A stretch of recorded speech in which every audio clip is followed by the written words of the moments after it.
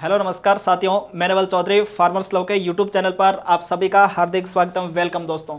तो दोस्तों आज की क्लास में अपन बात करेंगे इसमें एग्रीकल्चर मटेरियोलॉजी की। किसकी दोस्तों? एग्रीकल्चर मटेरियोलॉजी, इस सब्जेक्ट की अपन बात करेंगे और उसका गेस्ट पेपर की क्लास अपने आज होने वाली है। और आप सभी लगातार हमारे साथ बने रहें और आपने पुराने पेपर में भी अच्छे से देखा होगा कि जैसा पढ़ा रहे हैं 90 या फिर 95% तक आराम से इसमें गेस्ट पेपर से आपके एग्जाम में बैठ रहे हैं। और आपके प्रूफ के लिए आपके पास पेपर है और वीडियो पहले से सेव पड़े यूट्यूब पे, ठीक है। जैसे पहले इकोनॉमिक्स का हो, एंटो का हो, पैथो का हो, ऑलमोस्ट सेम बैठ रहे।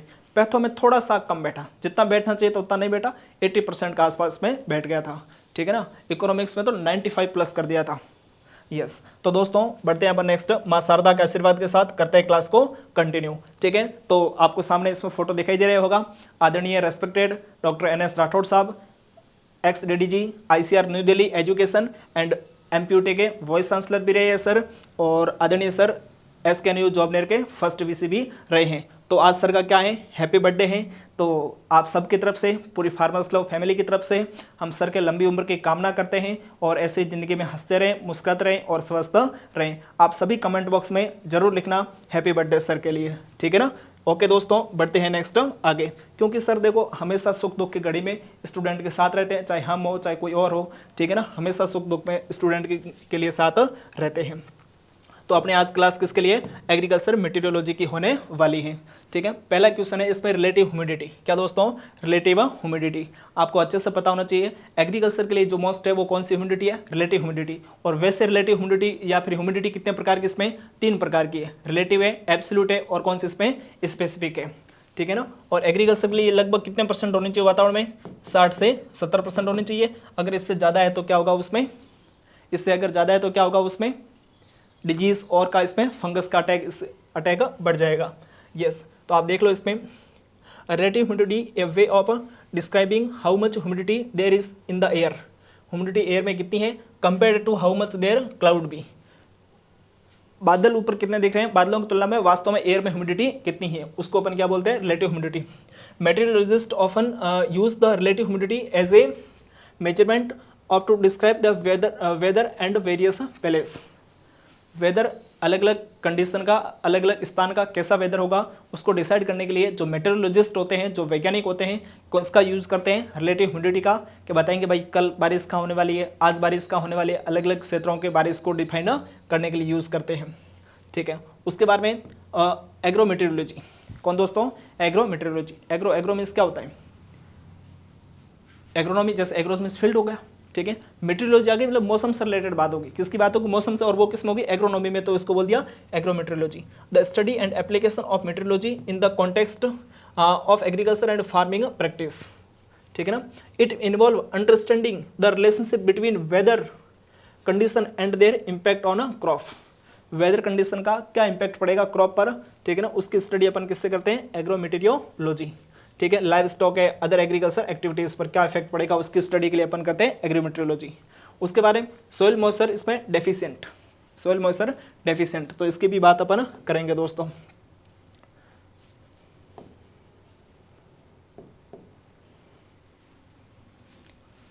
सोइल मॉइस्चर डेफिशिएंट कितने % तक मृदा में इसमें कमी आ जाती है? जैसे 10% तक, ठीक है ना। 10% तक मृदा में क्या आ गई? इसमें कमी आ गई, ठीक है ना। 10% तक मृदा में क्या आ गई? इसमें कमी आ गई। तो उस कमी आने से आपको क्या करनी पड़ेगी? इरिगेशन करनी पड़ेगी। तो इसमें सीधी सी बात आप इतनी जान लो कि जो अपने मॉइस्चर लेवल था सोइल में वो 10% तक आ गया है। तो आपको क्या आ गया? इसमें मृदा नमी में कमी आ गई है और अब आपको क्या करनी पड़ेगी? इरिगेशन करनी पड़ेगी इसमें। उसके बारे में वाटर साइकिल इन एटमॉस्फेयर। तो वाटर साइकिल इन एटमॉस्फेयर इसमें देख लो, आप सभी को पता होगा। जैसे ये क्या हो गया? इसमें सोइल हो गई। क्या हो गई दोस्तों? सोइल, ठीक है। और क्या हो गया इसमें? मान लो प्लांट। कौन हो गया? प्लांट, ठीक है। सोइल है, प्लांट है और इनमें सभी से क्या होता है? यहाँ पर वाटर है और वाटर का क्या होगा? इसमें एवेपो ट्रांसपायरेशन। क्या होगा? इसमें एवेपो ट्रांसपायरेशन होगा, ठीक है। एवेपो ट्रांसपायरेशन होगा और पानी उड़ के कहाँ जाएगा? तो पानी उड़ के कहाँ जाएगा? इसमें बादल में जाएगा, बादलों में चला जाएगा, ठीक है। बादलों में वहाँ पर क्या होगा? इसमें फिर कंडेंसेशन होगा, है ना। बोले तो इसमें संघनन होगा। क्या होगा? संघनन। और फिर वापस आके क्या होगा? इसमें रेन होगी, बारिश होगी। क्या होगी? इसमें बारिश। तो पानी वापस कहाँ जाएगा? फील्ड और इसमें अपने प्लांट पे यहाँ पर पानी वापस आ जाएगा। ये एक तरीके से क्या होगा, वाटर का साइकिल होगा। एक बार पानी था, उसका एवेपोरेशन हुआ, बादलों में चला गया, लॉस हुआ, फिर बादलों को वापस कंडेंसेशन हुआ, संघनन, बारिश हुई, बारिश होते फिर पानी वापस आ गया। ठीक है ना, यस। तो इन सभी प्रोसेस को अपन क्या बोलते हैं, इसमें वाटर साइकिल बोलते हैं। नेक्स्ट क्या है इसमें, हाँ इसमें देख लो 10 mm, यस ये किसकी डेफिनेशन है, सोइल मॉइस्चर की डेफिनेशन ये इसमें। ठीक है ना, period means 10 mm of moisture was removed from the soil that was not replaced by precipitation during this period. कोई एक ऐसा समय, ठीक है ना, जिस समय में क्या हुआ, इसमें 10 mm जो मॉइस्चर थी वो क्या हो गई, चली गई, रिमूव हो गई, और वो उसको वापस कौन कवर नहीं कर पाया, प्रिसिपिटेशन एक पर्टिकुलर टाइम में वापस कर नहीं पाया, तो उसको क्या बोलते हैं, मॉइस्चर डेफिशिएंट। ठीक है ना, अब प्रिसिपिटेशन क्या होता है आगे आएगा तब बताएगी। उसके बारे लेटेंट हीट फ्लेक्स, क्या इसमें latent heat flux, energy absorb या फिर release by a substance during a change in its physical state. जब किसी की जैसे बर्फ से क्या बन गई पानी, या फिर पानी से क्या बन गया बर्फ, उस समय कोई एनर्जी क्या करता है, एब्जॉर्ब करता है, या फिर उसको एनर्जी को क्या करता है, रिलीज करता है, उसी को अपन क्या बोलते हैं, लेटेंट हीट फ्लक्स बोलते हैं। ठीक है ना, यस। एवेपो ट्रांसपेरेशन, तो आप सभी अच्छे से जानते हैं एवेपो ट्रांसपेरेशन क्या होता है, दो होते हैं, एक तो होते हैं एवेपोरेशन, ठीक है ना, और एक क्या होता है इसमें ट्रांसपेरेशन।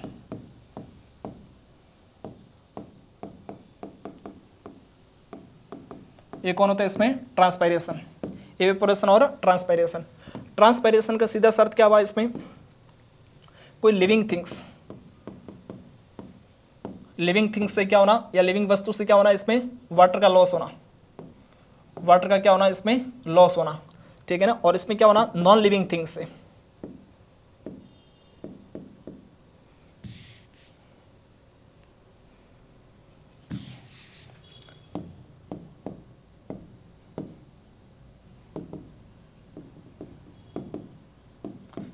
इसमें कहां से होना है, इसमें नॉन लिविंग थिंग्स से इसमें क्या होना, वाटर का इसमें लॉस होना। ठीक है ना, इसको अपन क्या बोलते हैं, एवापोरेशन, और इसको अपन क्या बोलते हैं, ट्रांसपायरेशन। ठीक है ना, दोनों बात आपके इसमें क्लियर हुई। अब देखो ये तो कहां से होता है, सोयल से, कहां से होता है दोस्तों, सोयल से, और ये कहां से होता है आपके, तो ये कहां से होता है इसमें प्लांट सरफेस से, कहां बोलते हैं इसमें, प्लांट सरफेस बोलते हो इसमें। ठीक है ना, यस। नेक्स्ट कौन है इसमें, एल्बिडो, क्या इसमें दोस्तों, एल्बिडो। एल्बिडो में भी ऐसी बात है, ये देखो कौन हो गया इसमें, एल्बिडो, ये अपने पास कोई क्या थी, वस्तु थी। ठीक है ना, यहाँ पर कौन आया, बाहर से प्रकाश आया। ठीक है ना, सूर्य से कौन आया, प्रकाश, और यहाँ से कितना वापस रिफ्लेक्ट होके चला गया, जितना आया था उसमें से कितना वापस रिफ्लेक्ट होके चला गया, उसको क्या बोलते हैं अपन, एल्बिडो। ठीक है ना, किसी वस्तु के द्वारा कितना वापस रिफ्लेक्ट होके चला गया। और जो सर्वाधिक रिफ्लेक्ट होता है वो किससे होता है, इसमें आइस से, किसमें होता है, आइस, बर्फ, और वो लगभग कितना होता है, 94% के आसपास, कितना होता है, 94। और सबसे कम किससे होता है, कोल मतलब कोयला, और वो कितना होता है, लगभग 4%। तो आपको पूछा हाईएस्ट एल्बिडो किसका होता है, आइस का, सबसे कम किसका होता है, तो वो होता है कोल का। किसका होता है दोस्तों, कोल का होता है। ठीक है ना, उसके बारे में 4% है, 94 है, और किसी वस्तु के द्वारा जितना प्रकाश आ रहा उसको कितना वापस रिफ्लेक्ट करती है, वापस रिफ्लेक्ट करने वाले प्रकाश को अपन क्या बोलते हैं, एल्बिडो बोला जाता है।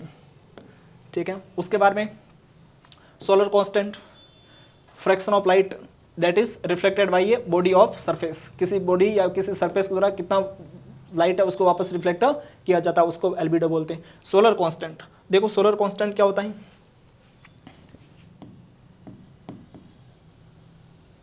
सोलर कांस्टेंट आपको तो बस एक वैल्यू याद रखनी है, क्या याद रखनी है, इसमें एक वैल्यू। ठीक है ना, वो कितनी होती है इसमें, 1.94 कैलोरी प्रति मिनट प्रति सेंटीमीटर स्क्वायर। ये आपको क्या याद रखना है इसमें, वैल्यू। मैं यहाँ लिख देता हूँ इसमें 1.94 कैलोरी प्रति सेंटीमीटर प्रति मिनट। ठीक है ना, ये किसकी वैल्यू है, सोलर कांस्टेंट की वैल्यू है। ये बस आप तो वैल्यू याद रखना, आपका बेड़ा पार हो जाएगा।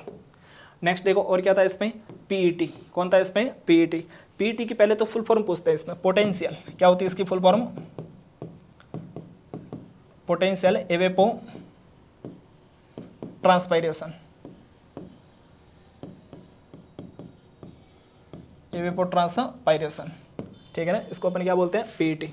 यस, तो पीईटी क्या है इसमें, potential evapotranspiration represent the combined loss of water through plant ठीक है। और क्या इसमें, या फिर इसमें इवेपोरेशन, सीधी बोल दो लिविंग और नॉन लिविंग थिंग्स से जितना कंबाइंड रूप से वाटर का लॉस हुआ है, इसको एक शब्द में क्या बोल दिया, पीईटी बोल दिया। क्या बोल दिया इसको, पीईटी, ठीक है ना, यस। उसके बाद में नेक्स्ट कौन है, कार्डिनल टेम्परेचर। कौन सा temperature, cardinal temperature ranging from minimum to maximum, ठीक है। और जो एलो करता है किसके लिए, बैक्टीरियल ग्रोथ के लिए, इसको अपन बोलते हैं कार्डिनल टेम्परेचर।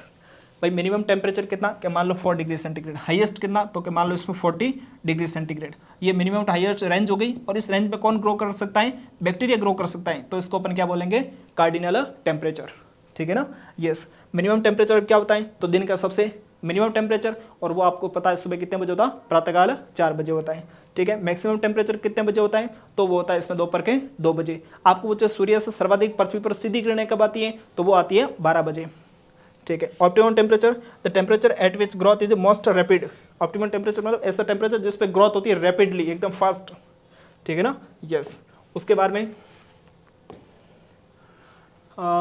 लेटेंट हीट, एक वर्ड क्या है इसमें, latent heat, yes. Latent heat क्या कहते हैं, जब कोई ठोस पिघलता है या कोई तरल उबलता है तो ऊर्जा मिलानी पड़ती है, लेकिन तापमान इस तरह रहता है।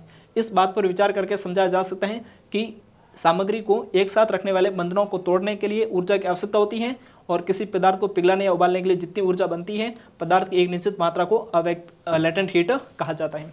सीधी सी बात है, एक कोई अपने पास वस्तु है, जैसे मान लो बर्फ, मान लो बर्फ में क्या देना है, उसको पानी में बदलना है, तो उसको क्या करेंगे, गर्म करेंगे। टेम्परेचर तो उसका सेम रहेगा, लेकिन उसको अलग से हीट देनी पड़ेगी, ठीक है ना, छुपी हुई हीट एक तरीके से, तो उसको क्या बोलते हैं, लेटेंट हीट।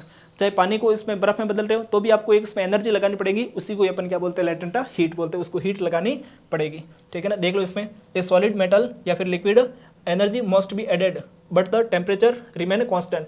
टेम्परेचर तो क्या रहेगा, कांस्टेंट रहेगा, लेकिन उसमें क्या अपन को एक हीट ऐड करनी पड़ेगी किसी की उसको चेंज करने के लिए, कौन सी, फिजिकल कंडीशन को, चाहे वो लिक्विड हो, चाहे इसमें कौन हो, मेटल हो, चाहे इसमें क्या हो, वो सॉलिड हो, यस। तो इसको अपन क्या बोलते हैं, लेटेंट हीट बोलते हैं। नेक्स्ट कौन है इसमें, क्लाउड सीडिंग। क्या दोस्तों इसमें, क्लाउड सीडिंग। पहले तो सीडिंग क्या होता है इसको देखते हैं, ठीक है ना, सीडिंग क्या वर्ड है ये, तो देखो इसमें deliberate treatment of a certain cloud, या फिर बोल दो cloud system with the intent of affecting the precipitation process. Precipitation process होती है, इसको कौन कौन अफेक्ट करते हैं, और अब अच्छे से अपन इसमें बात भी कर लेते हैं कि भाई प्रिसिपिटेशन क्या होता है, ठीक है ना। तो देख लो इसमें प्रिसिपिटेशन क्या होता है,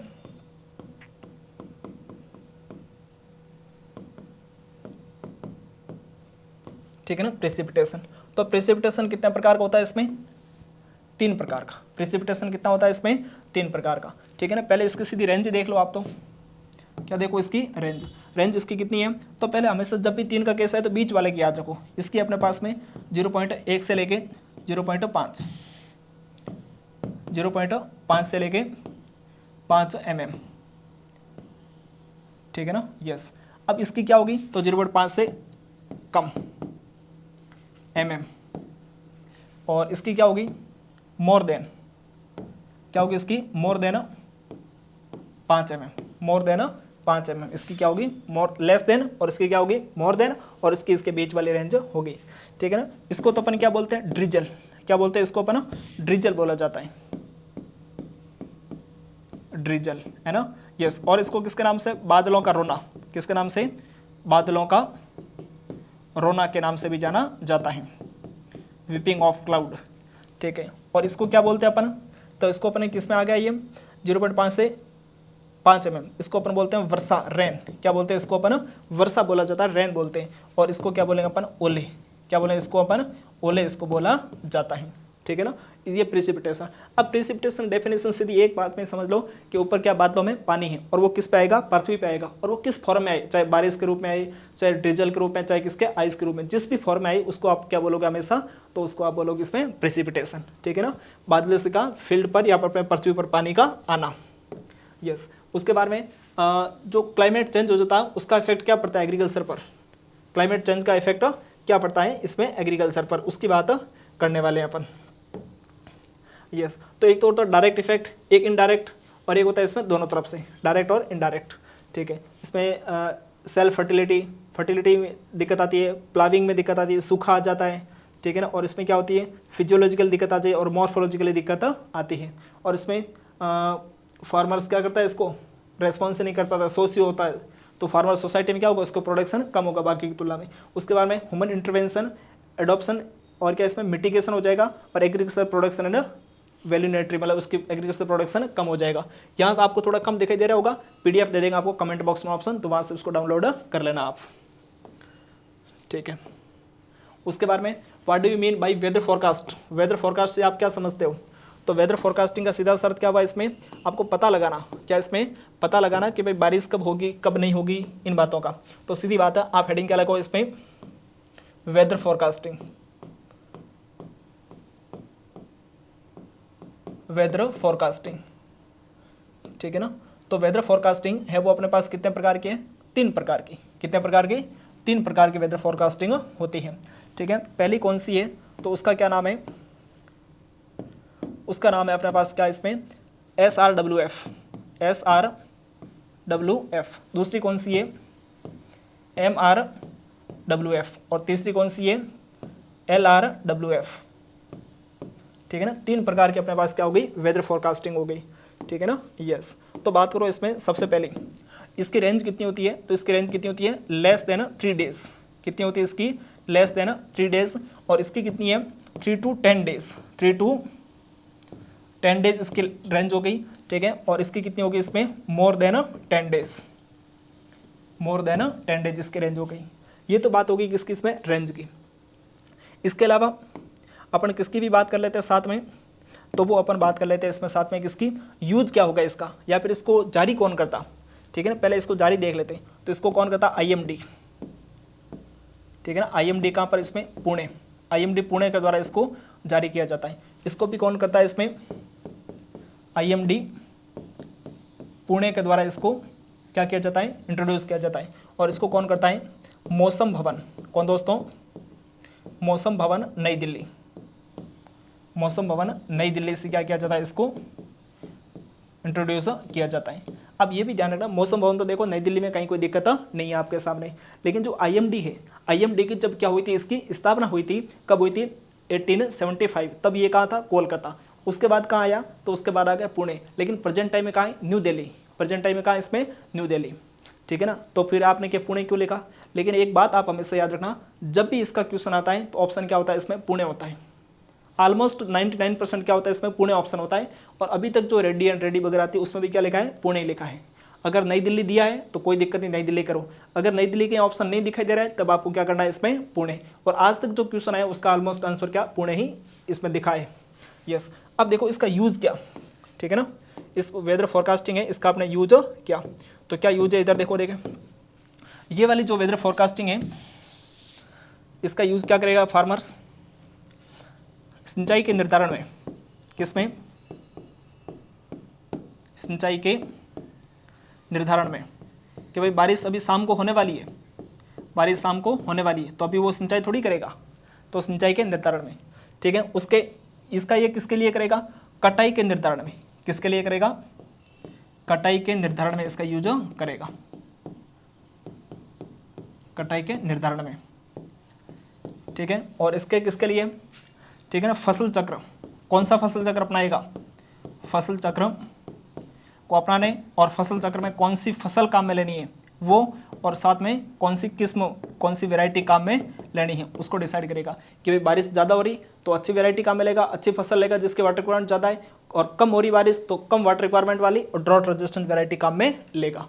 ये इसकी बात होगी वेदर फोरकास्टिंग की आपकी, ठीक है। उसके बाद में what do you mean bye precipitation, precipitation अभी बता दिया पीछे जस्ट, ठीक है ना, कहीं कोई दिक्कत नहीं है। उसके बाद में वेदर एंड क्लाइमेट, क्या दोस्तों, वेदर एंड क्लाइमेट, तो देख लेते हैं वेदर एंड क्लाइमेट क्या होता है, ठीक है ना। बात किसकी थी अपने पास, वेदर एंड क्लाइमेट की, वेदर एंड क्लाइमेट, क्लाइमेट, ठीक है। देखो इसमें वेदर में अपने पास क्या बात आती है, तो वो बात आती है अपने पास कौन सी, किसी स्थान विशेष की, क्या दोस्तों, किसी स्थान विशेष की, किसी स्थान विशेष की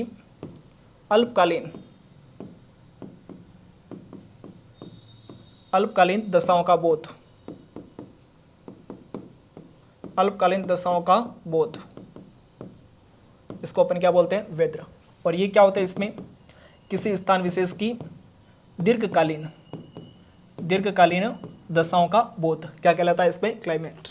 ठीक है, जो इसमें अपन किसकी स्टडी करते हैं, तो वो स्टडी अपन किसकी, वेदर की। ठीक है, यस। तो जब इसमें अपन वेदर की स्टडी करते हैं उस सब्जेक्ट को अपन बोलते हैं मीटीरियोलॉजी, यही तो सब्जेक्ट पढ़ रहे हैं अपन। ठीक है ना, यस। तो उसको अपन क्या बोलते हैं, इसमें मीटीरियोलॉजी उसको बोला जाता है। ठीक है, इसके फादर कौन है, तो इसके मीटीरियोलॉजी के फादर, ठीक है ना, यस। इसके फादर भी कितनी जगह, या तो अपने पास इंडिया में और या कहाँ इसमें विश्व में, वर्ल्ड में। ठीक है ना, इंडिया में तो इसके फादर कौन है, डॉक्टर एल ए रामदास। कौन है दोस्तों, डॉक्टर एल ए रामदास। ठीक है ना, और इसका वर्ल्ड में कौन है, तो वर्ल्ड में इसका फादर है डी एन वालिया। कौन है इसका फादर, डी एन वालिया। ठीक है ना, डी एन वालिया। अपने ये काम का है, तो ये बात आपको अच्छे से याद रखनी है। ठीक है, इसका फादर, इसके अपन स्टडी किस में करते हैं, तो इसके अपन स्टडी किस में करेंगे, क्लाइमेटोलॉजी में। किस में करेंगे दोस्तों, इसकी स्टडी अपन क्लाइमेटोलॉजी में करते हैं, क्लाइमेटोलॉजी में। ठीक है ना, और क्लाइमेटोलॉजी इसके फादर कौन है, तो इसके अपने पास कौन है, कोपन। कौन है दोस्तों, कोपन इसके क्या है, फादर है। अपने ज़्यादा काम के नहीं है, ज़्यादा ये अपने काम के। ठीक है ना, और ये कौन सी लैंग्वेज का क्लाइमेटोलॉजी, तो ये भी किसका, लॉजी लगा मतलब किसका है, ग्रीक का। और ये भी किसका, अपने मेट्रोलॉजी लगा मतलब ये भी किसका है, ग्रीक वर्ड है। किसका दोस्तों, ग्रीक वर्ड होता है। ठीक है ना, अच्छे से क्या रखना, आप इसको याद रखना। तो बड़े अब इसमें अपन आगे वेदर क्या होता है और क्या इसमें क्लाइमेट क्या होता है अच्छे से डिफाइन किया है, कौन सी लैंग्वेज के और कौन इसके फादर है उसकी भी अपन ने बात की है। ठीक है, उसके बाद में फ्रॉस्ट, किसकी बात आ गई, फ्रॉस्ट की। ठीक है, नहीं उससे पहले एक उधर पीछे क्वेश्चन रह गया था अपना, उसके क्या नाम था, वेस्टर्न डिस्टर्बेंस। इसको अपन क्या बोलते हैं, वेस्टर्न डिस्टर्बेंस है, इसको अपन बोलते हैं पश्चिमी विक्षोभ, पश्चिमी विक्षोभ।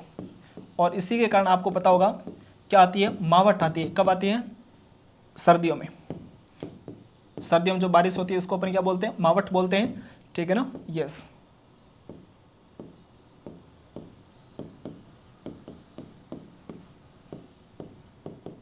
शरतकालीन वर्षा, इसको क्या बोलते हैं अपन, मावट बोलते हैं। ठीक है ना, जो किसके कारण आती है, पश्चिमी विक्षोभ के कारण आती है। आपसे इतना ही पूछेगा, इससे ज़्यादा कुछ नहीं। और ये जो मावट है ये किसके लिए है दोस्तों, तो अपने पास में किसके, रबी की फसलों के लिए। और स्पेशली कौन सी फसल रबी की, तो बात करें तो इसमें कौन, गेहूँ। कौन इसमें, गेहूँ ईटीसी के लिए क्या माना जाता है, इसको वरदान मानते हैं। क्या मानते हैं इसको, वरदान। ठीक है ना, ये बात इसमें हो गई। बढ़ो नेक्स्ट। अब आगे बात करेगी फ्रॉस्ट की। तो देखो आप सभी को पता है फ्रॉस्ट, फ्रॉस्ट में क्या होता है, पाला। फ्रॉस्ट क्या हो गया, इसमें पाला एक तरीके से। कोशिका, ये क्या थी, इसमें लीव्स थी। ठीक है ना, पत्ती थी और एक पत्ते में क्या था, इसमें कोशिका द्रव्य, साइटोप्लाज्म मतलब लिक्विड था इसमें। कौन था इसमें, साइटोप्लाज्म। जो साइटोप्लाज्म था, तापमान क्या हो गया, बाहर वातावरण का कम हो गया और कितना हो गया इसमें, लेस देन 4 डिग्री सेंटीग्रेड। और जिससे ये किस में कन्वर्ट हो गया, तो पहले तो ये किस में था, लिक्विड में था। पहले ये किस में था, लिक्विड में, और अब लिक्विड से ये किस में हो गया, इसमें आइस में हो गया। और कोई भी चीज़ है इसमें लिक्विड से जब आइस में क्या होती है, कन्वर्ट होती है, तो उसमें क्या होता है, वृद्धि होती है। किस में वृद्धि होती है, उसके वॉल्यूम में। और वो वृद्धि कितनी होती है इसमें, 9%। तो वृद्धि होने की वजह से उसकी जो पत्ती की जो सेल थी वगैरह, वो यहाँ से क्या होगी, इसमें फट गई सेल फटने से पत्ती कैसी जली हुई नजर आएगी और उसी को अपन क्या बोलते हैं, फ्रॉस्ट या पाला बोलते हैं। ठीक है ना, यस। उसके बाद में पाला संवेदनशील फल, तो पहले किसको करना आपको, इसमें पपीता। किसको, पपीता। उसके बाद में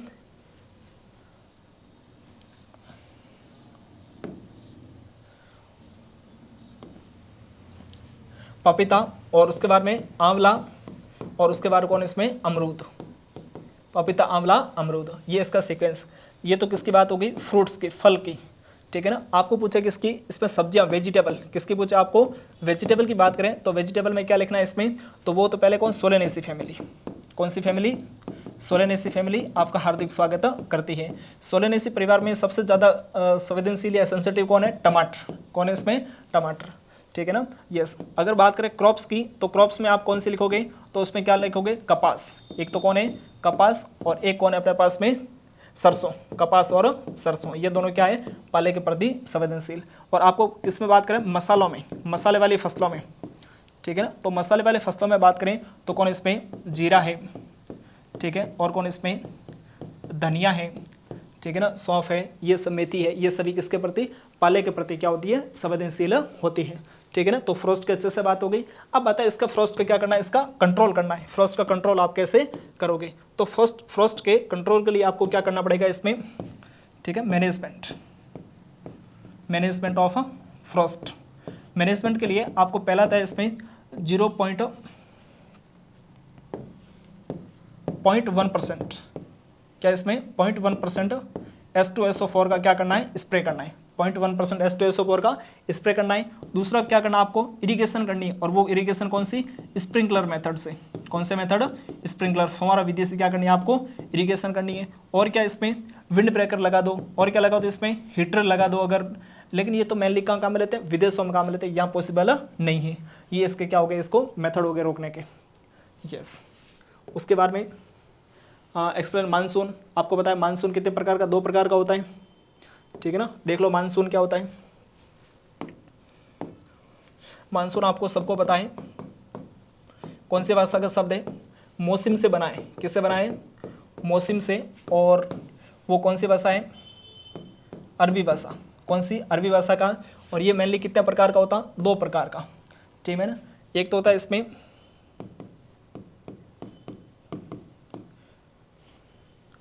दक्षिणी पश्चिमी, है ना,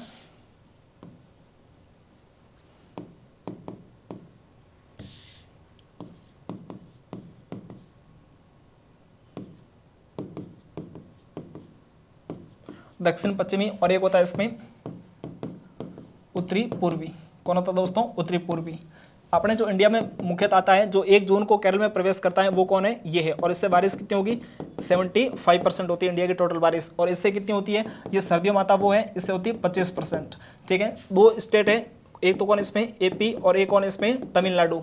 यहाँ के टेम्परेचर में इस दौरान बहुत कम चेंज होता है, इसलिए यहाँ पे बारिश नहीं होती। और यहाँ पे बारिश कौन करता है, इसमें उत्तरी पूर्वी बारिश करता है। और ये वापस कब जाएगा, तो वापस चला जाएगा अपना सितंबर लास्ट तक वापस, और उसके बाद में ये आएगा, ठीक है ना। यस, बढ़ते हैं इसमें आगे। उसके बाद में फ्रॉस्ट हो गया, ठीक है ना, मानसून भी हो गया, ये सब बातें हो गई। ये तो वापस सेम वो वापस रिपीट हुआ है। तो ये अपनी क्लास हो गया आज की कंप्लीट। तो दोस्तों, आपने अगर चैनल को सब्सक्राइब नहीं किया तो प्लीज़ सब्सक्राइब जरूर करें। और मैंने आपको एक ही काम कहा था, सर को हैप्पी बर्थडे विश जरूर करें कमेंट बॉक्स में। थैंक यू, धन्यवाद दोस्तों।